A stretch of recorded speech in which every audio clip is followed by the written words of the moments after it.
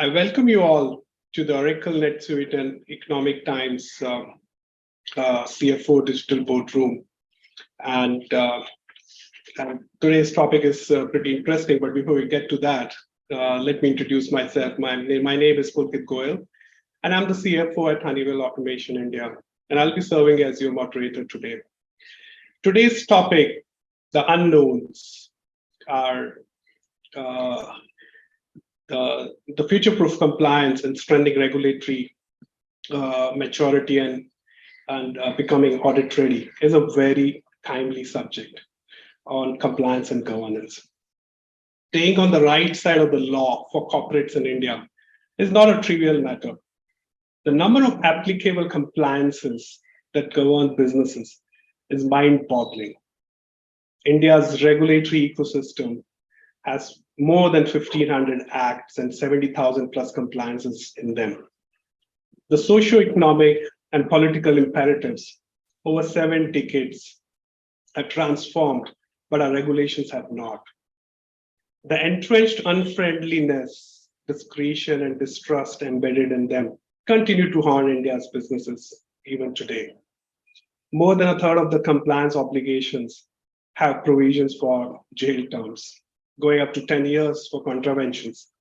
Many of them are procedural non-compliances or tactical lapses. On the other hand, the explosive and mass adoption of digital platforms, be it payments, e-commerce, digital identities like Aadhaar, faceless assessment introduced by the tax authorities, and even digital health records, have laid the foundation for a digital ecosystem, paving way for even more complex compliances.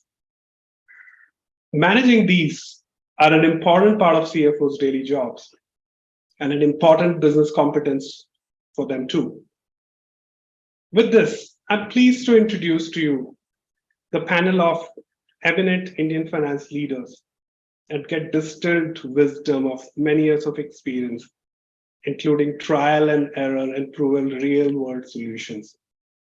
With this, please join me in welcoming Mr. Mandeep Mehta, Group CFO of PB Fintech. Hi, Mandeep. Second speaker for us is Mayank Gupta, Group CFO of Kaldeco. Hi, Mayank. Welcome. The third speaker is Mr. Mehul Turakhia, Group Finance Head, Zeta Suite. Good afternoon, everyone. Hi. The fourth speaker, Mr. Rajendra Jhawar, Senior Director, Finance, Browser Stack. Hi, welcome. The fifth speaker, Shay Swank, Business Development Leader, VC and PE at Oracle NetSuite. Welcome, Shay. Hello, everybody. Last but not the least, Girish Bhutani, General Manager of Oracle NetSuite. Welcome, Girish. Good to see you. Hi, Pulkit. Hello, everyone. Well, let me start with my first question to all the panelists. And let me begin with you, Mandeep, first. What's your view on what constitutes an effective compliance program for high-growth organizations? Thanks, Pulkit, and thanks, CT, for allowing this opportunity to interact with you and the audience here. Pulkit, you mentioned about high-growth organization, which by definition is always business first and process later, and like to an extent, rightly so. An effective compliance program for such organizations should basically articulate tone at the top very clearly so that the decision making is faster and very clear. One should also be able to, in this program, identify what is mission critical and what is emerging issues, and while balancing cost of compliance with the risk that the businesses are taking. And I'm not talking about compliances, I'm talking about general risk. This program should also provide opportunity to interact and work with the regulator, because most of these businesses are in areas where they're the first businesses in those segments. I think in a short, that's the compliance program should look like. Yeah, I like what you said, especially on tone from the top, because that's also pretty important, Mandeep. Let me turn and look at you now, Mayank. What do you think on this? What for you is an effective compliance program? So, I think Mandeep covered it very well. I fully agree with him. I think a few things I will further add is, you know, building a kind of a distributed framework. I think generally compliance is a problem of a compliance team only and not of the company. So how can you involve everybody in the company and kind of make it a DNA for the company to do business? And that should be built with trainings, with technology tools, and probably continuous monitoring. And if there is any gap coming in, a program should devise remedial action and monitoring right up till probably board level. Got it. Thanks a lot. Mehul, what's your view on this program? I think I completely agree with what Mandip and Mayank just mentioned. They have covered it or summarized it, and I would just like to elaborate it a bit more. First of all, I'd like to understand, why do we need an effective compliance program in a company, right? And Pulkit, as you highlighted the point that today's environment, right, it's rapidly changing. The economic policies across the globe, regulatory framework, tax framework, everything is evolving and everything is changing every day, right? So typically high growth companies, and specifically I'm highlighting this because the question is, somewhere pointed out towards the high growth companies, they tend to, miss out the compliance aspect in the hurry to expand their business, right? But this could be really, really expensive. So what we need to ensure is that, having regard to all these complex situations, the complex requirements across the globe, a company needs to have a well-balanced strategy, right? Devise a well-balanced strategy to ensure that growth and compliances, or I would say risk mitigation strategies, go hand in hand, right? One should not be done at the cost of the other. I'll give a simple example. Disregarding compliances in a hurry to grow can actually lead to a situation where you later on realizes that, oh, these were the compliance requirements, and now my business decision which I've taken to expand is no longer viable, right? If you look at various new laws which are emerging, like economic substance requirements, you have taxation laws, foreign exchange laws across the country, which are becoming very complex. So you need to ensure that there is a very robust and effective compliance strategy in place, not only for one function, as Mayank said, across the organization, and it has to be consistent. Now, what constitutes an effective compliance program? In my opinion, one of the most important aspects to run a compliance program is people. A company or an organization need to ensure that we hire the best talent. People who are qualified, people who are competent in that respective domain, and has a relevant knowledge about the compliances to be done. Obviously, accountability, responsibility goes hand in hand. So the people who are actually hired for that particular job need to be accountable and responsible for their respective compliances. Second most important aspect is having well-defined policies and procedures in place. Right, a company cannot have an effective compliance framework unless the policies and procedures are well defined. Right, so that's very important. And it has to be followed by an absolutely robust implementation strategy. So implementation is the next step where, you need to at least have a checklist sort of things in place where you know exactly, okay, these are the procedures, the policies, and this is what I need to do. These are the compliance are required to do. And the chances of slippages are minimized to that extent. And last but not the least is monitoring, right? So once all these three elements are there, you need to definitely monitor it at regular intervals to ensure that you are on track and none of your compliance are slipping out, because the cost of non-compliance could be huge to the company. So I think, in my opinion, these are the key elements of effective compliance policy. Thanks a lot, Mehul. A lot of useful insights. Turning around and looking at you, Rajendra, what's your take on an effective compliance program for high growth companies?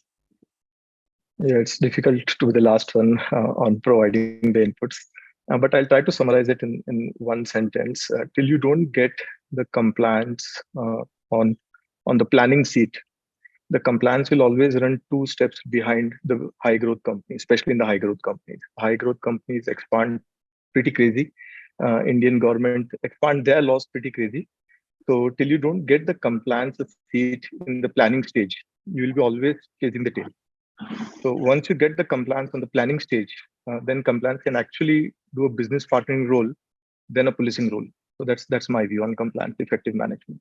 No, very important feedback that you gave here is embedding. I mean, compliance has to go hand in hand. I mean, you cannot say, okay, I do the business, and when there is a non-compliance, the compliance department jumps in. It has to be embedded from the planning state and has to walk along. So thanks a lot for this useful input. Shrey, looking at you now, what do you think of an effective compliance program?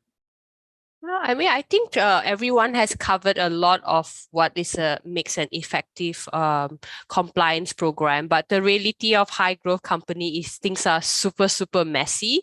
And I think like maybe from the top level, there needs to be a culture of transparency, right? We make mistake. We will make a lot of mistake as startup as we grow, but we need to own it up and correct it quickly. So like, maybe some business you need there's always experiment, A/B testing of different kind of little trials. When the company grow, do we go with strategy A, strategy B? We do a little experiment and mistake will be made. And it's good to really study the outcome of all these small experiment, fix it at that point in time, own it up if it's like a big mistake, instead of hiding it away because you don't want to tell your investor or shareholders and all that. So I think the culture of transparency as a company, like leadership who can say like, yeah, it's okay to make mistake. We just need to fix it and own it up. I think it's actually very important to complement the whole, compliance thing and enable compliance team to do their work very well. Yeah, that's my sharing. Thanks, Shay. Even though Rajendra and Shay, both of you said that, look, most of the important points have kind of already been covered, but I can tell you, that's why I always love to keep first questions getting answered by all the panelists, because you get the best, insights and probably a holistic one. So from my perspective, if you ask me, what you basically said just now is like, starting from beginning, creating a culture of transparency. Actually, it's very deep thought, Shay. That means actually your organization's values itself should embed, the transparency, open communication and culture, not just growth and, acting fast, quick decision making, etc. So thanks a lot, Shay. Now, Girish, tough job for you to give your take on this. In a simple, parlance, I would just say a system of controls around the three pillars of business, which is people, process, and technology. And a program like this should cover all critical business functions, and be it reporting, be it IT controls, be it security, financial management, so on and so forth. And in simple language, like I always say, I think one needs to look at broadly the 3 pointers, which is governance, risk, and compliance. Governance obviously stands the overarching, overall looking at what it requires to run operations. Risk, just to understand what is the risk and how you're going to go about mitigating it, relating to everything. I mean, relating to, legal, financial, and security. And last but not the least, compliance. Basically adhering to, I would say, regulatory, internal standards, and if there is anything externally that one needs to adhere to. Just want to add only, Pulkit, one part, saying that while we are speaking about high growth organizations, these things I think are required right from a startup entity in today's date, right up to a Fortune 100 or a Fortune 500 company. So very simple. These are things which I believe, make it an effective compliance program. Absolutely. Thanks. Again, pretty useful, to embed the GRC, ecosystem into all the processes. I think that's another very useful take that you had on this. So thanks a lot. Picking up from what Mehul said, that, high growth companies, and even I think Shay, you mentioned, managing those companies could be really messy. And coupled with those companies operating in a high growth region, just imagine, this risk will probably multiply. Brings me to another question then. If high growth companies working in high growth regions can indeed have such a high challenge on governance and compliance, but what are those risks that you think? Maybe Mandeep, you can add some insights here. What kind of governance and risk challenges for such companies you can imagine, and how would you prioritize them? Well, many, Pulkit. Before going there, let's understand the high growth companies or growing companies. If they're growing, they're working on some sphere of business there which is unexplored so far. They're finding their niche, be it revenue side, be it cost side, be it delivery side, be it customer journey side. Something new is happening and they're trying, and that's why they are able to grow faster. Which means that they are exploring something which has been unexplored, that has remained unexplored so far. And that's where the challenge comes. The positions are not tested. And by nature, one would be testing the boundaries, right? So this is inherent risk of high risk organization, high growth organization. And that too with where risk appetite is changing, depending upon how the market is behaving, how the customer changes are happening, and then how soon you want to grow, how soon you want to be profitable, etc. The risk appetite is never constant, and you have to grapple with that. Another characteristic of a growing organization is business is growing faster than the processes, and most of the processes are manual, people dependent, not so much investment in technology. So to me, that the first challenge is getting the sponsorship right. And it goes back to my initial point where I was saying tone at the top. Getting the sponsorship from the top will pass down a message in the organization, what is tolerated, what is not tolerated, and to what extent you will go to check compliances as well as do compliances, check compliances, and record it, right? So that is, to me, is the most important priority for these businesses. Similarly is drawing and getting a business case for compliances settled in mind of the decision maker, right? So there is a business investment competing with investment in compliance. Mayur rightly said that the cost of non-compliance can be higher, and this is what the compliance professional would pitch to the promoters or top management, that there is a risk and the world can go upside down if that happens. But at the same time, we know that how the calls are taken. There is a probability, there is a judgment applied, what is the probability of those outcomes, etc. So getting that business case and getting that mind share and sponsorship is the toughest job. And I'll not say the last, but one should also know where to stop pushing the boundaries. And this is again a judgment which comes with experience. Unfortunately, this judgment from the past experience work only in a stable business environment, not in an unstable business environment. I'll give an example without any disrespect or any offense to anyone. Take a case of FLDG business, right? The whole fintech business has been quite a lot of big share of fintech business has been built on FLDG kind of arrangement, which RBI came after a couple of years, and suddenly that line of business is not there, right?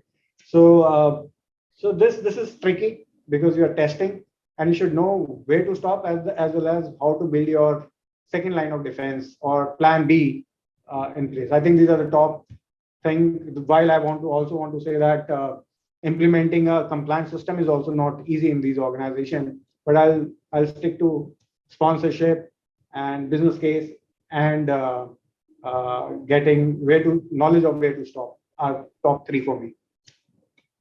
No, very useful, and I fully agree, especially in the high growth companies or the businesses. You may even be short of manpower, right? Initially, so as you build up, so building these strong lines of defenses may also be a challenge. So, but I think I like you said, setting the tone from the top and getting the right buy-in from the beginning can solve most of the issues, because then sometimes you may have to play the dual role of first and the second line itself. So thanks for that. inside. How would you prioritize them in terms of these risks that we just spoke? So you mean to say that those three risks in the same order is how would you like to kind of also take up? Okay, I think the same order. You also said so. If the sponsorship is there, then a lot of problem gets solved. So there are cases where the decision maker make clear a value-based decision saying that this is we will do and this is what we'll not do at any cost. Whereas certain people take pride in being flexible. So very, very important, and the most important is sponsorship at the top. Got it. Makes sense.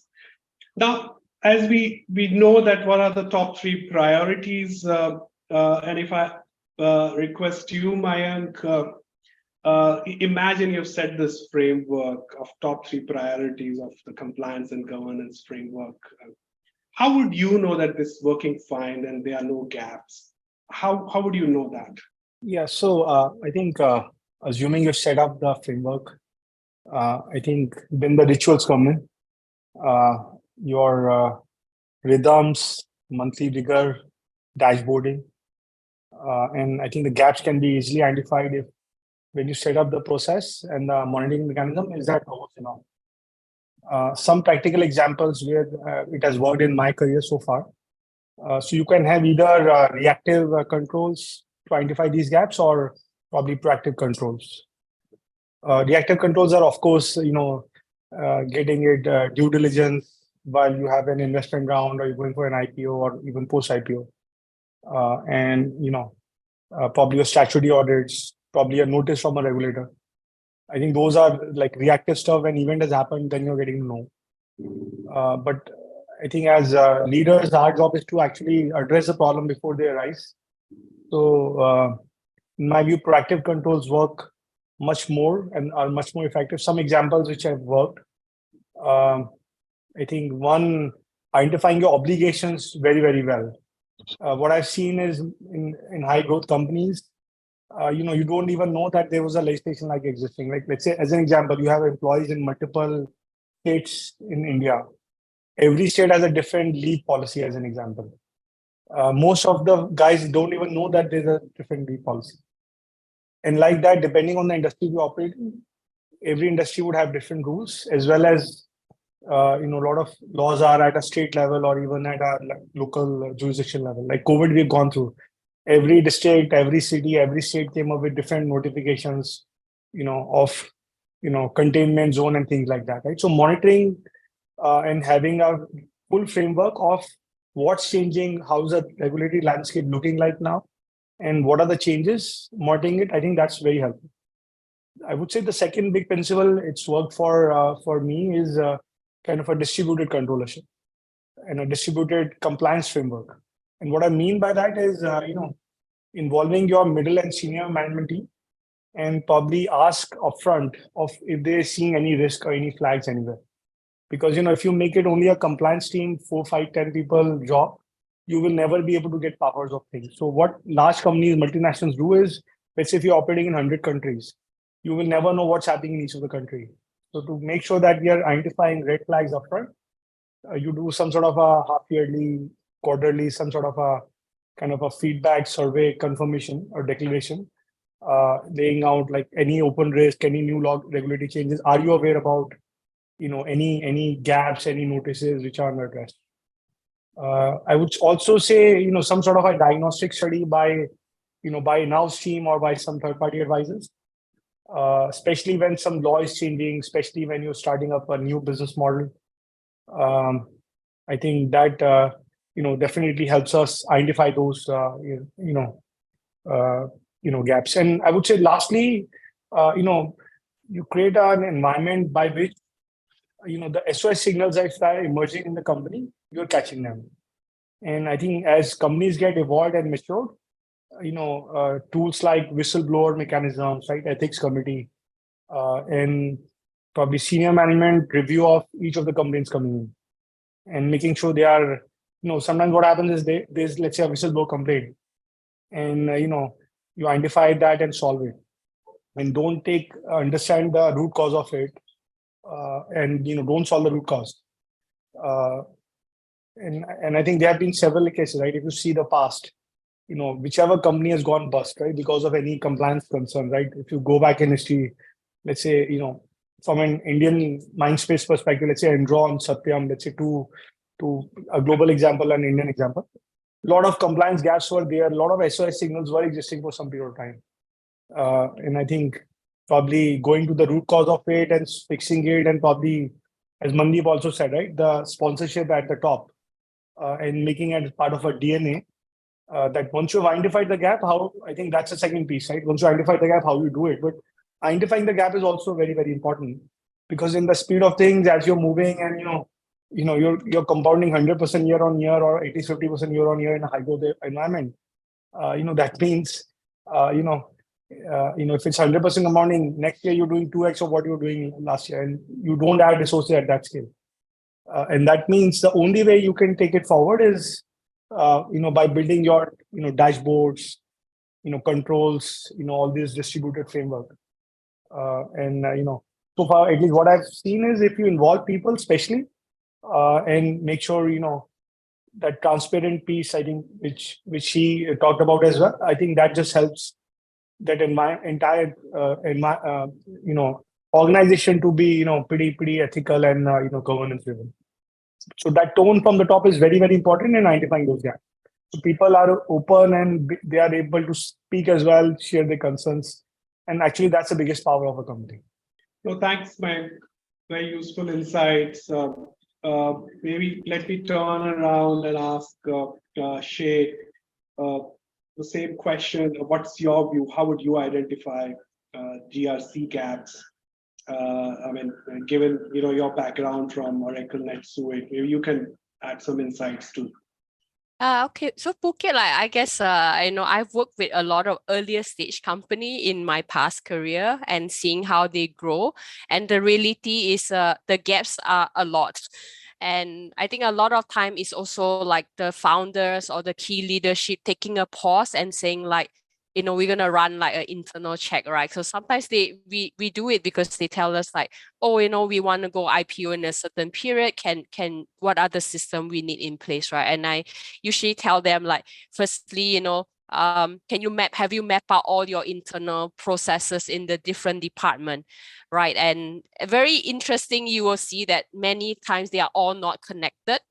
And actually it's quite a struggle for a growth stage company to get a very accurate financial data that that it will match the audit, it will pass the audit exactly the same as what's being reported in the management and stuff like that. Lots of VC will let it go so long as it's a plus minus 10%, variant and stuff like that. Then I think other than mapping internal process, the next thing I tell them is like, make sure you check where are all the data sitting. And you'll be interesting, like this marketing department, all their data is sitting in 5 Excel sheet. They work from there. Then this department, all their data is sitting in this database and using this SaaS product. You will see a lot of this. And I think mapping out where all the data, who has access to what data, will give you another level of clarity as to what needs fixing.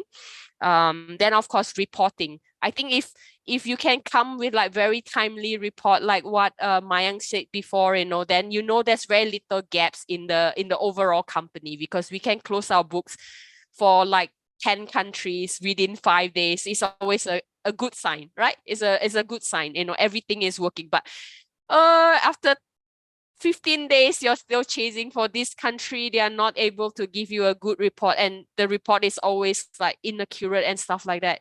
I think even the antennas will go up, and all you CFOs are very good. You will be able to zoom in. What are all the issues?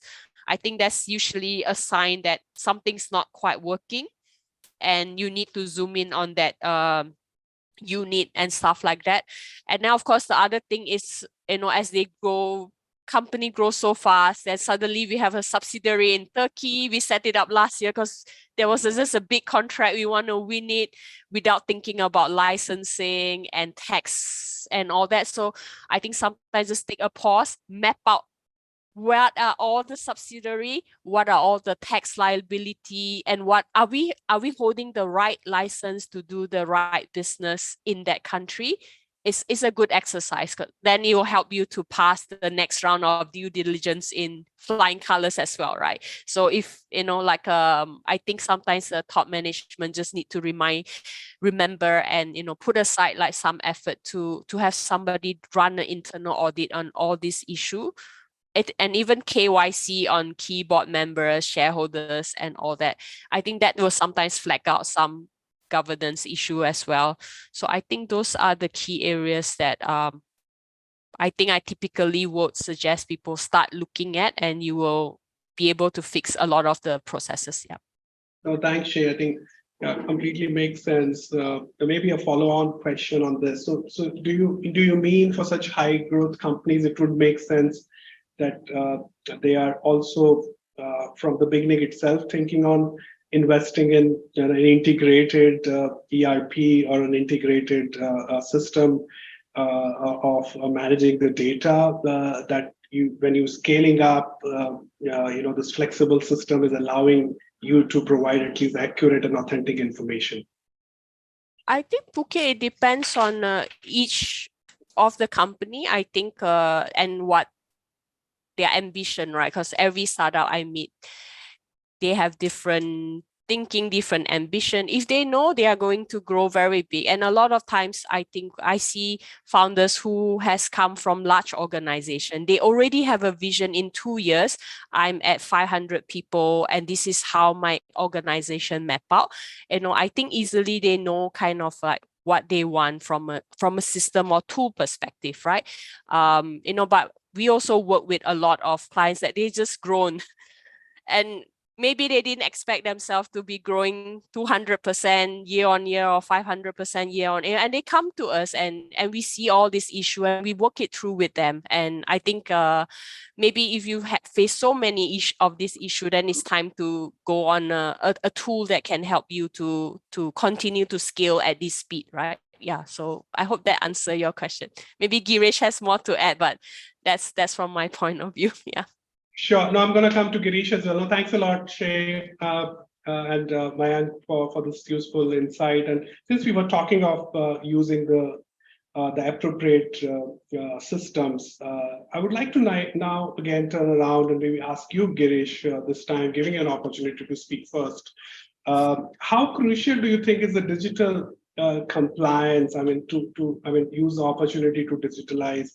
Do you think this could really come to CFO's rescue? Thanks, Pulkit. Yes, definitely. The traditional approaches of managing risk, especially if you look at the past, it used to be a lot in silos and across different functions. So, be it internal audits or internal controls, reacting to risks as they occur, puts companies to a lot of, I would say, disadvantage. And when we are looking at today as the current economic situation, the environment actually demands one to be actually on the other side, which is to be more agile, more innovative in their approaches. So yes, absolutely. I mean, digitizing compliance, definitely a must-have. No longer a good to have. Must-have. Yep. And I think if you look at the modern day technology which is available now, especially the ERP engines, more so on the cloud that are available, these will definitely help organizations and especially make, like the term that you use, make the life of a CFO very comfortable. Various areas when we talk about something as simple as workflow management, an ERP engine helps you to allow and set up workflows in such a way that you can configure the engines, be it for multiple stakeholders or for a role-based authentication and supporting your GRC initiatives or segregation of duties and so on and so forth. Be it data security or if you're running a global business. And we all know, it's extremely complicated when we are running global businesses because there you're dealing with multiple tax regimes, You're looking at subsidiaries. Growth is obviously top of the mind, and that's why you have expanded your business. And with that, obviously, challenges related to intercompany eliminations, complying with the regulatory standards, so on and so forth. And an engine at such times, a digital environment clearly helps, making that particular piece, I wouldn't say a piece of cake, but definitely, much more easier to handle, with the complexities. And it doesn't stop there, because when you're looking at, reporting to standards like SOC 1, SOC 2. What do you think of how we can digitalize the compliances, and how do you think it can bring efficiency in the compliance management? Yeah, especially in the remote working setup, where the manager is somewhere else, the team is somewhere else, and the auditors are somewhere else, and the management is somewhere else. The only way to manage compliance and reporting is digitization. So that's the key piece which I took when the pandemic started. And we are a remote company, so we operate like that.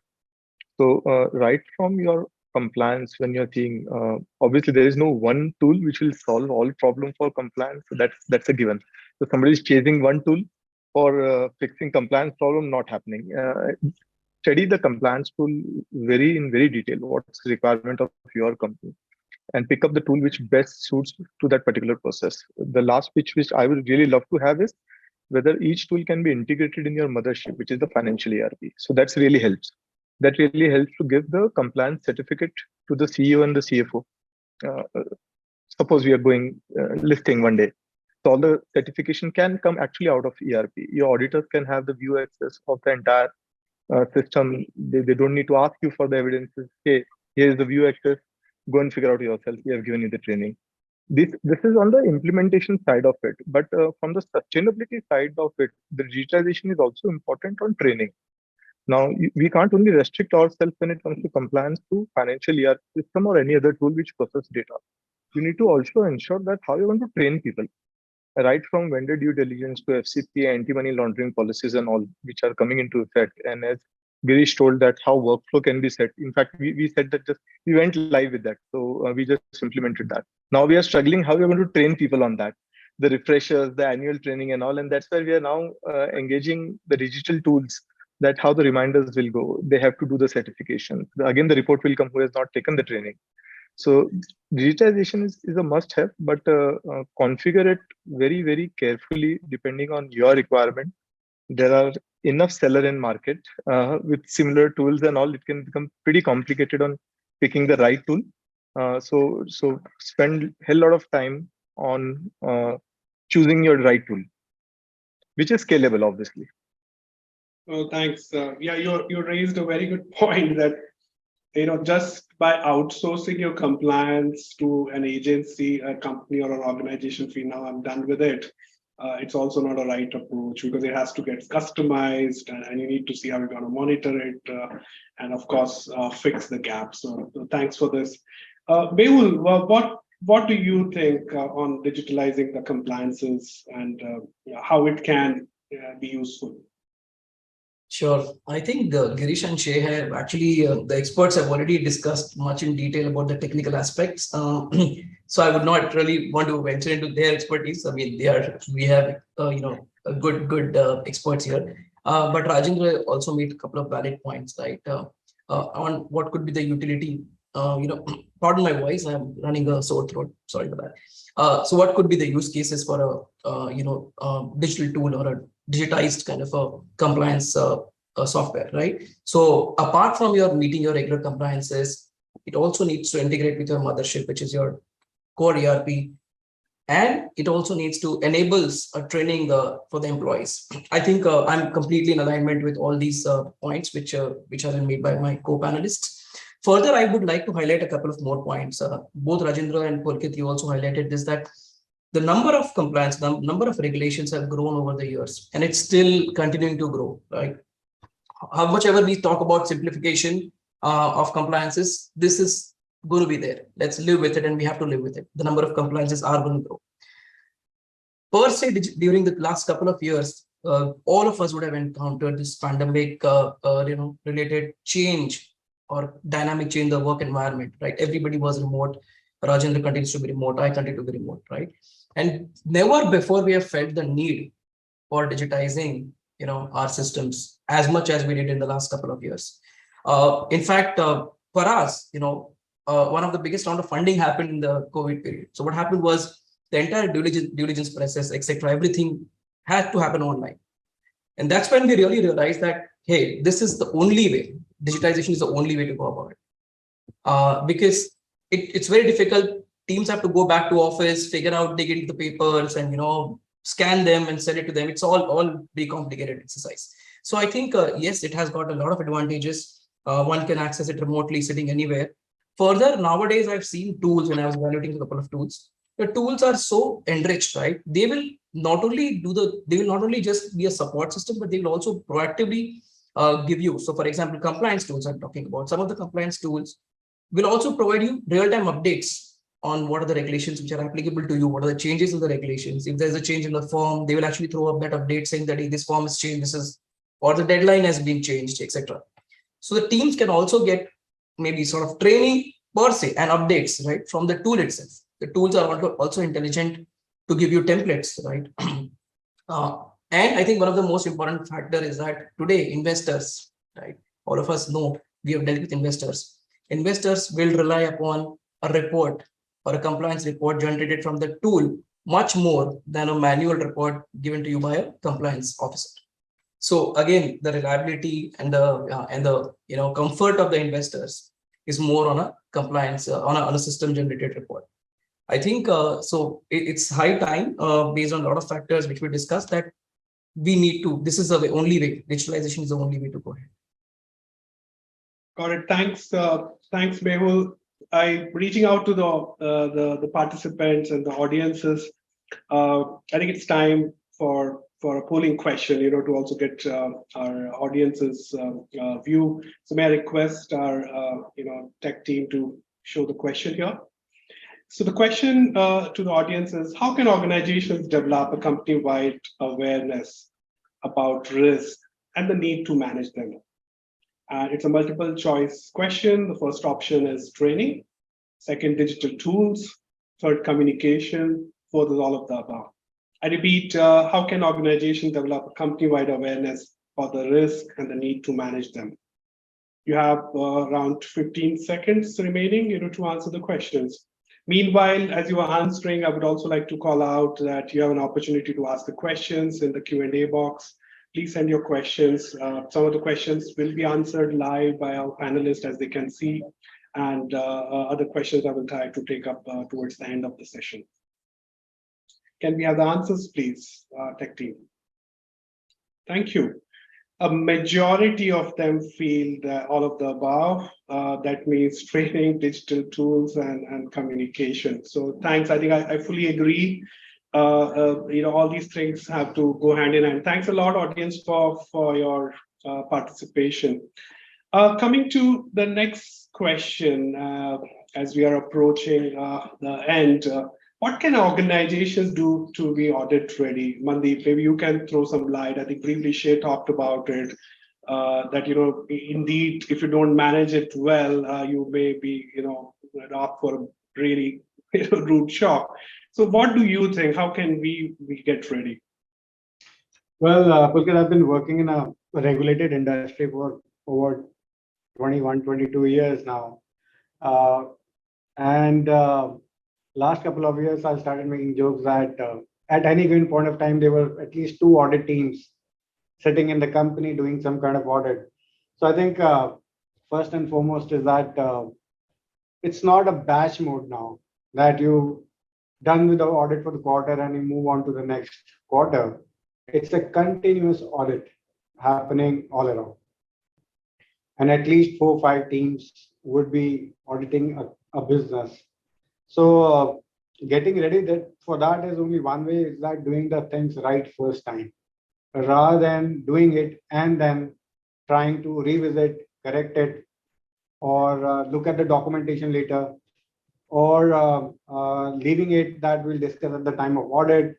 it's not a very efficient way. You have to do it right first time, almost every time. I'm saying almost because there could be few areas where you are not trained, you are not aware how to do it. That's okay. But to the extent it can be done, do right things first time.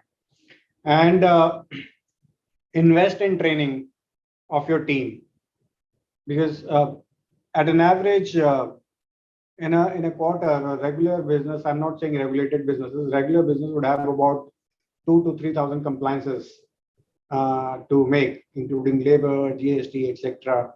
So training your team is goes into making sure that you are doing right things first time. Investment in people, investment in system is utmost required. And nowadays, another dimension which is getting added is data is very helpful and it is available.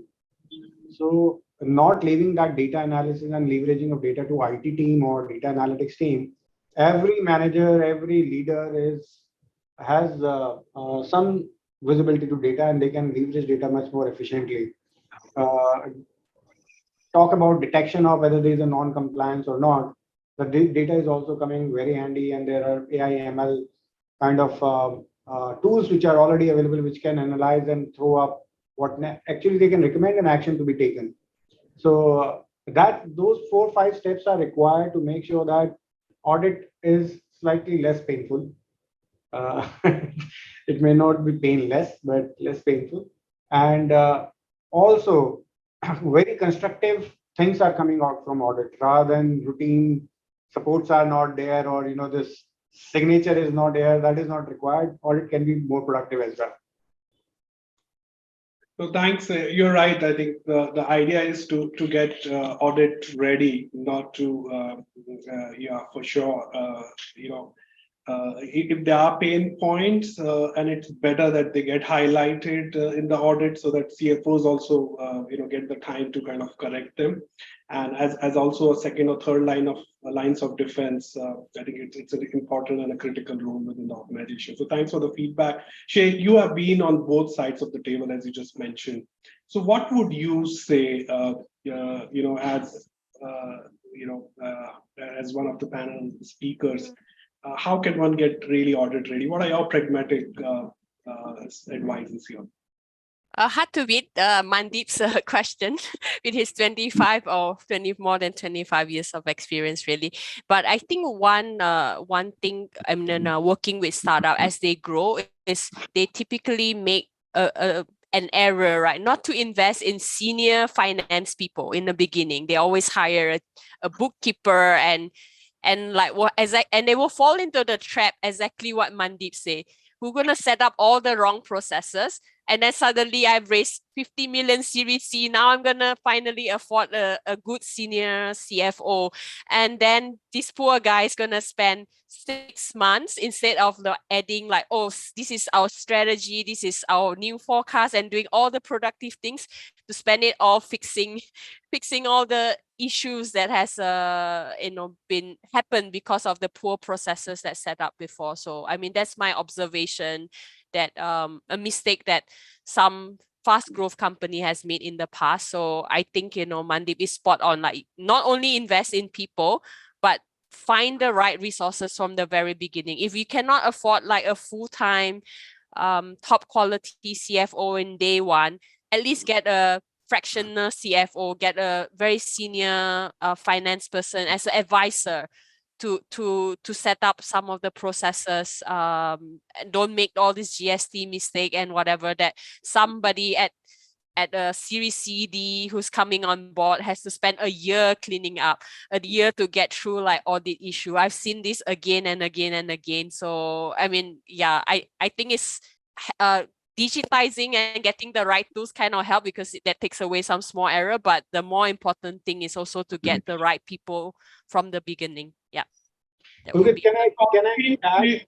Yeah, sure, Mandeep. But I just wanted to say, maybe ask a follow-on question here. So do you mean when you say that if these things are getting repeated, Shay, so you are saying the tolerance of the management for such repeat audit observation should be relatively low, and the actions taken afterwards should be more strict to, because that would mean there are more serious lapses if the same things are getting repeated in the audit observations. Oh, no. When I say repeated, I guess repeated across different startup. So this is like if you sit as an investor, right? Then you see like a whole batch of startup grow up from A to D, and they made some mistake, and it's not all of them. It will be a bunch of them. Of that, every cohort will make the same mistake. That's what I mean by repeated one. But Mandip really, I think you guys are the experts, so I want to learn from you guys actually. Yes, over to you, Mandeep. Sorry, I cut you. So first of all, thanks to Shay for making a case for hiring senior finance professionals. I was thinking that we are getting outdated. Thanks, Shay. It's a confidence builder.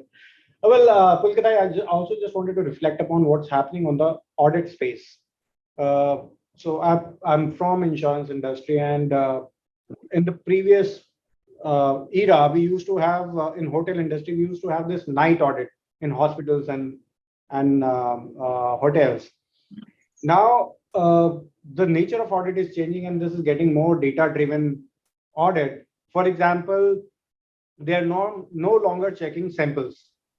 They are doing 100% checking, but they are doing through robots and the algos that are being developed specifically for audit. So 100% of claims are getting checked, whether they are right or wrong, by independent logic being applied on the data.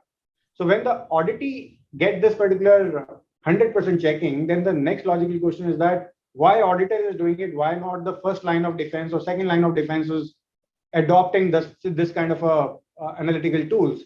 And this is exactly what is happening, where citizen developers are coming up in finance, and we ourselves are developing those trend spotting, the odd transaction spotting kind of algo, which is basically making the whole system a little more efficient. No, makes sense. I think using basically the power of data. Yes, please share. Yeah, just one thing that, so one thing our system does is we will flag out all these odd things for you. I mean, yeah. So you're again making a CFO's job redundant, huh? No, I think I really sense the difference, right? Like when I talk to, like with some startup, in my role, I do a lot of education. I have to tell them all about startup finance or whatever. Then on the other hand, I will meet like all these amazing companies like fast growth that they just tell me, Jae-Shuang, this is what I need. Do you have this? They actually have it all in their map, right? Because the process is clear, they know, and you can tell the difference between a very experienced like finance person versus like one that is like growing as the company is growing. Of course, we need to have both, because we also need young finance professional to keep growing, to become senior finance people, right? So yeah, I think it's but yeah, I hope I make my point. Sure. Thanks.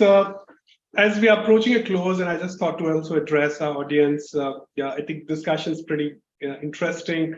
I think we'll have to extend maybe our session by 5 more minutes. Let me go to the last question, which is always my favorite. And I'm going to make this job even more tough for the panel speakers.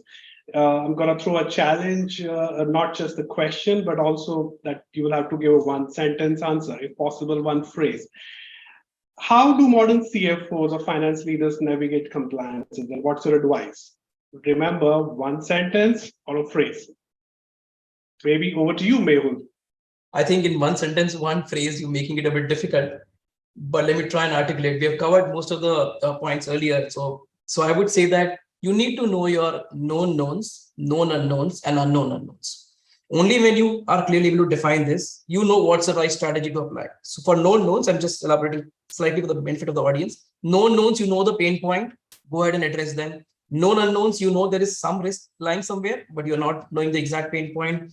Figure out, do a walkthrough. And unknown unknowns, guys, this is a most dangerous situation to be in. So unknown unknowns, you need to have actually auditors walk through, and you actually need to have a 360-degree feedback, all these things we have discussed, plus have something to fall back upon. Take some insurance, take a cyber insurance, take some tax insurance, get some insurance policies that you have something to fall back upon. I think that's my take.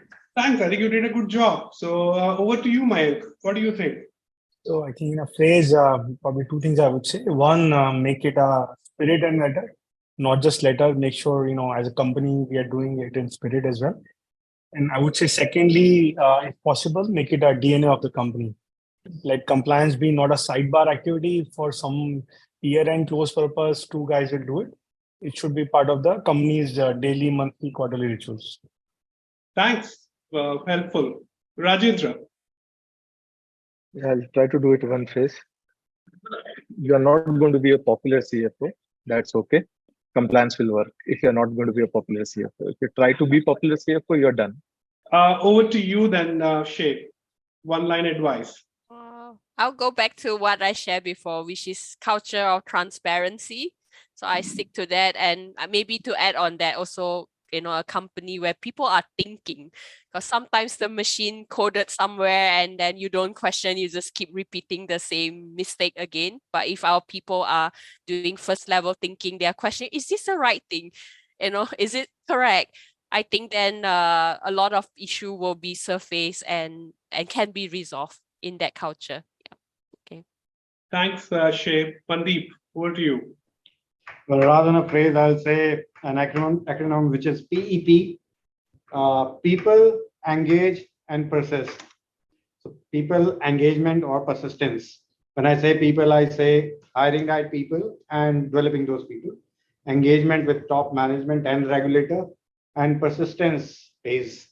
Whatever you do, you will not get success in one go. So you have to have that confidence and faith to persist over.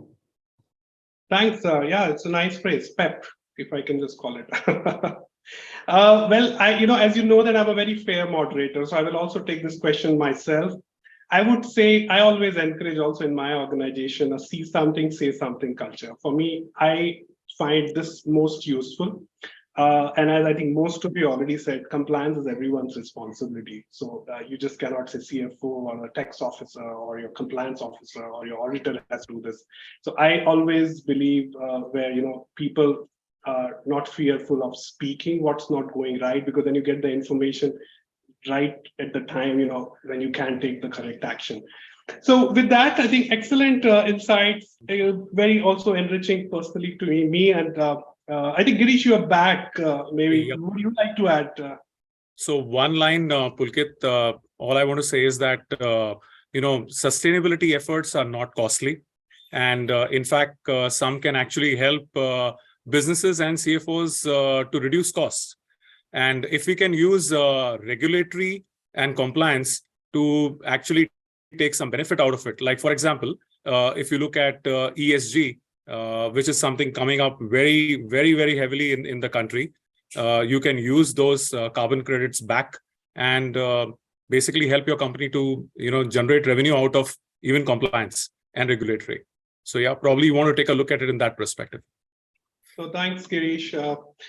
So all right, I think let me now quickly summarize so much of takeaway also for me, and I'm going to do another tough job to kind of summarize it. So I think first takeaway for me is if you want to set a good and strong framework, and most important thing, Mandeep said tone at the top. Mindset, it should be continuous improvement, and it should be everyone's responsibility. Mehul also highlighted to build a strong framework, hire the best talent, and you need to monitor the progress as well. If you can't track it, you don't know what's going on. Rajendra also said it has to be embedded at the planning stage itself. You just cannot bring compliances when you see something is wrong. And what Shay and Girish both together said, I make it part of the values, make it part of your culture. I think so much useful, I would say, insights to make a very strong compliance framework. And we also discussed about how do you know if something is not working well, or how do you kind of establish a mechanism to track the non-compliances. Pretty good suggestions that came. I think use the power of data, algorithm, also have strong detective and preventive controls. Not just train the resources, but find the right resources. And if it is expensive for you, have some resource sharing with an experienced CFO, or hire a temporary CFO, part-time CFO for use. And last but not the least, where there was a unanimity in the opinion that use the digital tool. Technology is transforming the world of compliance and it's paving the way for adopting a similar approach in all other areas of employer compliances, like the way we have seen in income tax compliances in India.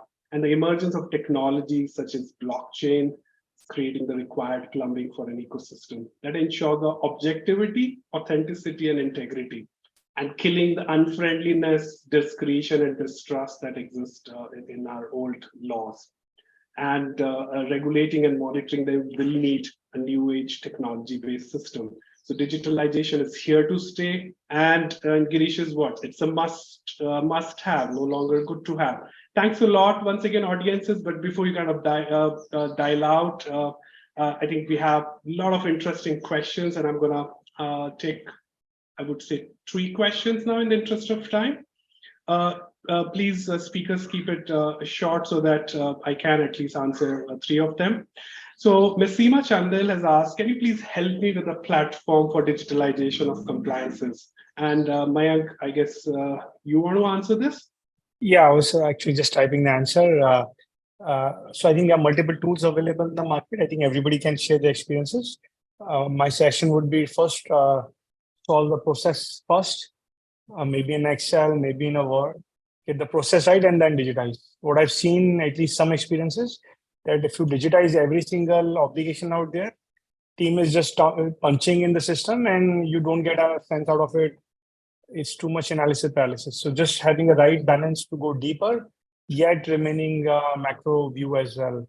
Got it. Thanks. To you, Girish, what are the top tier ERPs doing to embed compliance suite into its implementation and help the clients with an end-to-end solution instead of having to implement different modules from different vendors and complicate the entire operating environment? This question has been asked by Mr. Girish Yu.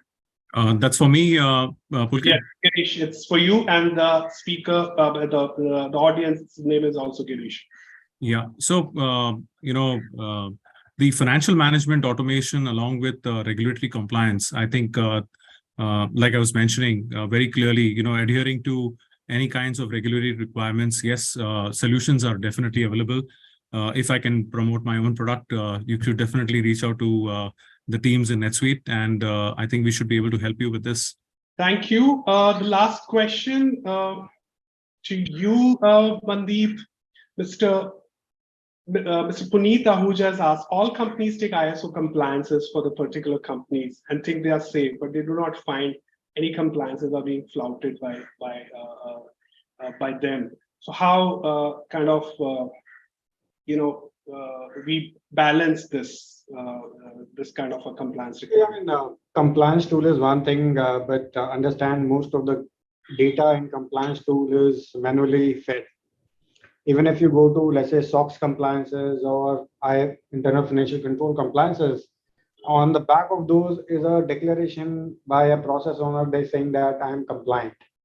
And any audit will reveal that that understanding that I'm compliant is not based on thorough checking or not based on complete understanding of what is required. So these tools provide you a mechanism to establish a good process and practice, but a lot is required on training, communication of the users.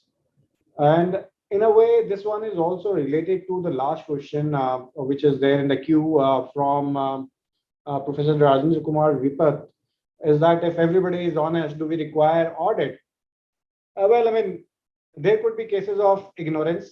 It's not a matter of whether there is an intent or honesty is missing. There could be genuine lack of information at the part of the process owner, which generally comes out through audit. And audit is not a process of catching someone doing wrong things. It's about finding opportunity for improvement, right? So that way, everything under the sun has its place. So with that faith in God, I think I should say that audit does add value, and a part of the problem of making compliance tool effective is you need to establish a somewhat audit practice that could be self-audit for that matter, or external audit for that matter, or compliance review for that matter. But yes, some bit of checking on how the compliance tools are filled or data is provided is required. Thank you, Mandeep, and thank you to all the esteemed panelists, Mayank, Mehul, Rajendra, Shay, Girish, and Mandeep, for sharing your deep insights and experiences on this app topic. I would also like to thank ETCFO and Oracle NetSuite for organizing this, including the technology team behind, and of course, last but not the least, our audiences for registering and listening to us. Thank you and have a good rest of the day. Bye. Thanks. Thank you. Thank you, everyone.